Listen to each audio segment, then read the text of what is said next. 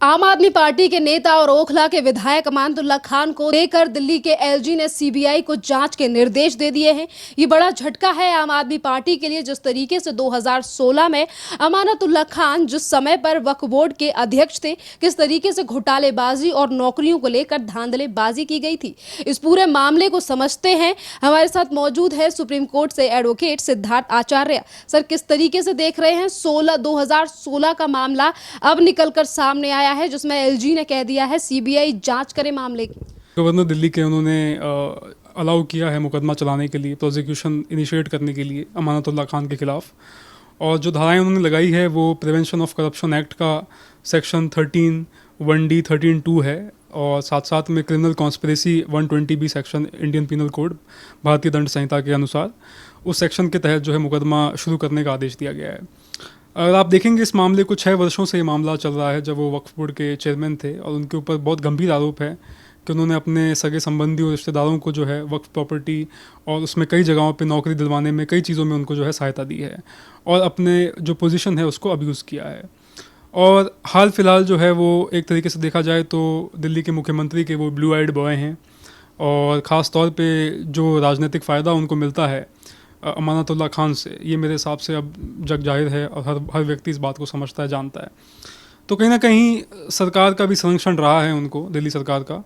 और अब देखा जाए तो तकलीफ़ें बढ़ सकती है अमानतुल्ला खान के लिए, क्योंकि आप देखेंगे तो बहुत ही मतलब मुश्किल जो कार्रवाई है, जो बहुत ही जो लीगल, जो जिस तरीके से उनको बांधा गया है, जिस तरीके से प्रोसिक्यूशन इनिशिएट किया गया है, मेरे हिसाब से बहुत ही मुश्किल होगा अमानतुल्ला खान का इसमें अपने आप को डिफेंड करना। सर, फिर से एक बार आम आदमी पार्टी या तमाम नेताओं की तरफ से कहा जाएगा कि अमानतुल्ला खान का 2016 का मामला इसीलिए खोला गया है क्योंकि वो एक विशेष समुदाय से आते हैं।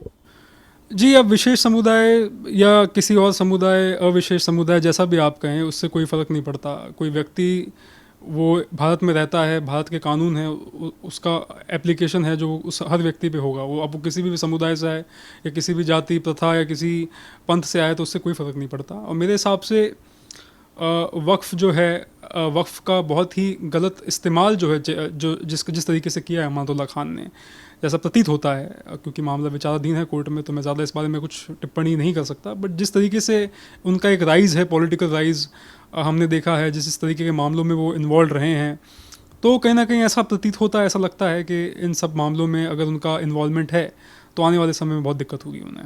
आम आदमी पार्टी के नेता यानी कि मुखिया दिल्ली के मुख्यमंत्री अरविंद केजरीवाल कहते हैं कि हमारी पार्टी में ऐसे ऐसे नेता हैं कि 1% वो भ्रष्टाचार नहीं करते, एक भी व्यक्ति भ्रष्टाचारी नहीं है, कागज देख देख के भर्ती की है। वहीं 2016 का मामला अमानतुल्ला खान का निकल कर आया है। 2016 से भी पहले का मामला सत्येंद्र जैन का निकल कर आया। इतने भ्रष्टाचारी नेता आम आदमी पार्टी में है, पर अरविंद केजरीवाल कहते हैं कि पेपर चेक करके लोगों को पार्टी में लिए।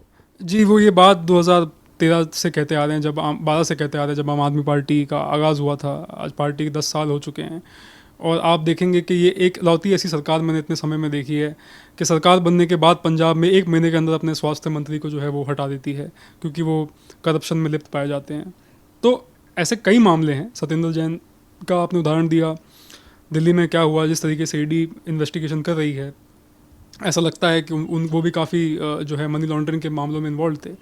तो कहीं ना कहीं बहुत सारे इनके ऊपर आरोप हैं, और साथ साथ में ये कहना कि नहीं वो हर चीज़ कागज़ में देखते हैं, स्क्रूटिनी करते हैं, ये मेरे हिसाब से बहुत ही गलत पिक्चर क्रिएट कर रहे हैं वो अपने वोटर्स के सामने।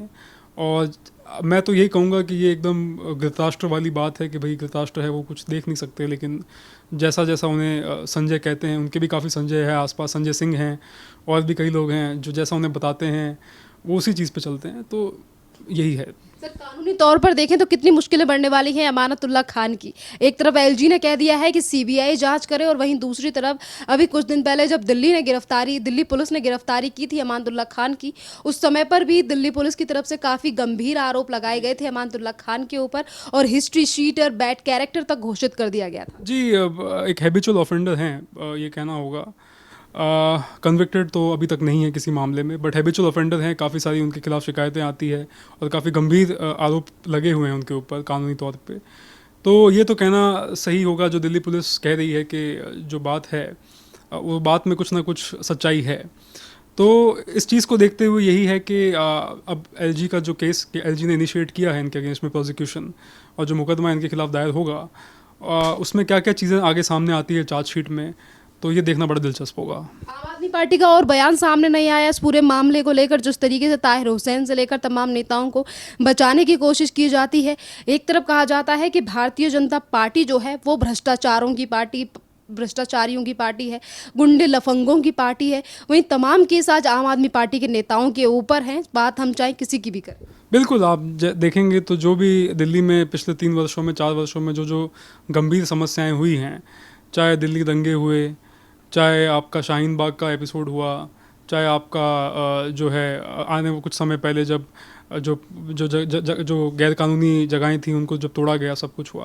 और आप एक आदमी कॉमन देखेंगे, वो हर व्यक्ति हर जगह पे होता है, वो है अमानतुल्लाह खान, वो है ताहिर हुसैन, जिनका जो नामजद हैं अभी इसमें 2020 के दिल्ली दंगों में। तो हर चीज़ आपको देख के समझ में आती है कि पूरी तरीके से जो है अरविंद केजरीवाल एक विशेष समुदाय को खुश करके उसका वोट हासिल करने की कोशिश कर रहे हैं। तो ये एकदम जो है बहुत पुरानी राजनीति है, ये सालों से अलग अलग राज्यों में कई बड़े बड़े नेता करते आए हैं। और केजरीवाल आए ये कहते हुए थे कि मैं बहुत खास, मैं एक अलग तरीके की राजनीति करूँगा, मैं बहुत अच्छी राजनीति करूँगा।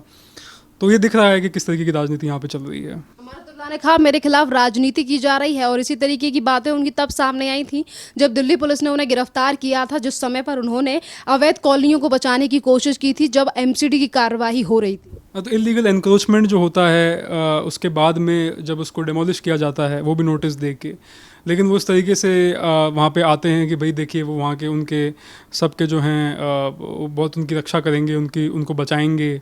और साथ साथ में वो ऐसी जगहों पे ही हमेशा दिखते हैं जहाँ पे कहीं ना कहीं मीडिया होता है, जहाँ पे मीडिया बाइट्स होती हैं, और पॉलिटिकली आप देखेंगे बहुत ही सेंसिटिव माहौल होता है। तो दंगे के नाम पे राजनीति करना, दंगों को से अपना जो पॉलिटिकल अपना एम है उसको साधना, ये सब इनकी पुरानी राजनीति है, और अब जनता धीरे धीरे इस चीज़ को समझने लगी है। सर, अगर हम तमाम और नेताओं की बात करें या पार्षदों की बात करें, तो अभी कुछ दिन पहले आम आदमी पार्टी की पार्षद गीता रावत को भी गिरफ्तार किया गया था रिश्वत लेते हुए। वहीं मॉडल टाउन के जो आम आदमी पार्टी के विधायक हैं, उन्होंने 2 व्यक्तियों के सर पे ईंट मारकर उनको घायल कर दिया, सिर्फ इसीलिए क्योंकि उन्होंने अपने मोहल्ले की शिकायत की थी सीवर को लेकर। इस तरीके से गुंडागर्दी क्यों आ रही है सामने आम आदमी पार्टी की?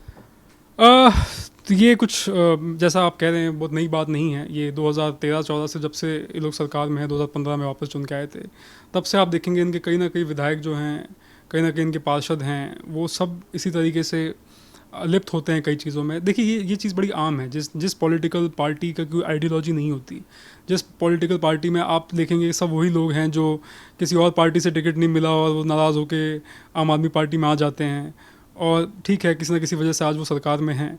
तो आप देखेंगे ना कोई आइडियोलॉजी है, ना कोई कमिटमेंट है, ना कोई देश के लिए काम करना या जनता के लिए काम करना कोई डेडिकेशन है। तो ऐसे पॉलिटिकल माहौल में फिर आप इस तरीके की चीज़ें देखेंगे कि कोई किसी पे पत्थर मार रहा है पार्षद, कोई किसी से पैसे का रिश्वत ले रहा है। तो ये सब चीज़ें जो है, अब जो ये कहते थे कि हम क्लेम करते थे कि हम बहुत साफ राजनीति करने आए हैं, हम इस देश की राजनीतिक तस्वीर को बदल देंगे, ये सब अब आप अपने सामने जो है वो देख सकते हैं। 2016 का एक बयान लगातार सोशल मीडिया पर वायरल हो रहा है, जिसमें आम आदमी पार्टी की तरफ से कहा गया था कि दिल्ली में अस्पताल और स्कूल बनवाएंगे, वो भी 20-20। आज सीएजी की रिपोर्ट में बड़ा खुलासा हुआ है कि डीटीसी को सबसे ज़्यादा नुकसान हुआ है अरविंद केजरीवाल की सरकार में। वहीं अरविंद केजरीवाल कह रहे हैं कि मैं पढ़ा लिखा नेता हूँ, इसीलिए सब चीज़ों का अच्छी तरीके से इस्तेमाल करता हूँ, और दिल्ली का मॉडल जो है वो बेहद शानदार है। जी, दिल्ली का मॉडल जो है वो दिल्ली की जनता देख ही रही है। 2015 से यहाँ पे ना तो कोई नया इंटरनल अच्छी सड़कें बनी हैं, बारिश में जो है आप देखेंगे दिल्ली की क्या हालात हैं, जगह जगह स्विमिंग पूल बन चुके हैं, साथ साथ में गड्ढे इतने हैं कि आप गाड़ी आपकी अगर गड्ढों में जाती है तो गाड़ी अंदर धंस जाती है। तो ये इन्होंने दिल्ली का मॉडल इसको बनाया है, तो मेरे हिसाब से आने वाले समय में जनता इन्हें बताएगी, और इनको जिस मॉडल को ये क्लेम करते हैं एज अ सक्सेस मॉडल, उसको पूरी तरीके से नकार देगी। सर, एक तरफ तो सीएजी की रिपोर्ट में ये खुलासा हुआ है कि जो जनता की टैक्स का पैसा है उसका इस्तेमाल अरविंद केजरीवाल ने ठीक से नहीं किया, और वहीं अरविंद केजरीवाल दिल्ली में कुछ भी चीज़ें होती हैं तो वो जिम्मेदार ठहराते हैं केंद्र सरकार को कि केंद्र सरकार की तरफ से पर्याप्त हमें फंड नहीं मिला। तो वही है, सयानी बिल्ली खंबा नोचे वाली बात है। मतलब हर बात में जो है केंद्र सरकार पे डाल दो, उस पे डाल दो, इस पे डाल दो। तो ये राजनीति, मतलब अरविंद केजरीवाल की राजनीति जो है उसको हर व्यक्ति अब समझने लगा है। और जो पैसा है टैक्स पेयर का पैसा, वो सारा का सारा एडवर्टीजमेंट पे जा रहा है, कोई जनता के भले के लिए नहीं जा रहा। दो ही चीज़ों में खर्च होता है, या एडवर्टाइजमेंट या फिर समुदाय विशेष के इमामों को तनख्वाह देने में, उनके मौलानाओं को तनख्वाह देने में। आपने दिल्ली को एक धर्म युद्ध का जो है अड्डा बना दिया है। आपने दिल्ली की जो एक तरीके से जो पॉपुलेशन है वहाँ की, तो उसको इस तरीके से फ्यूल किया है कि लोग साथ में नहीं रह सकते।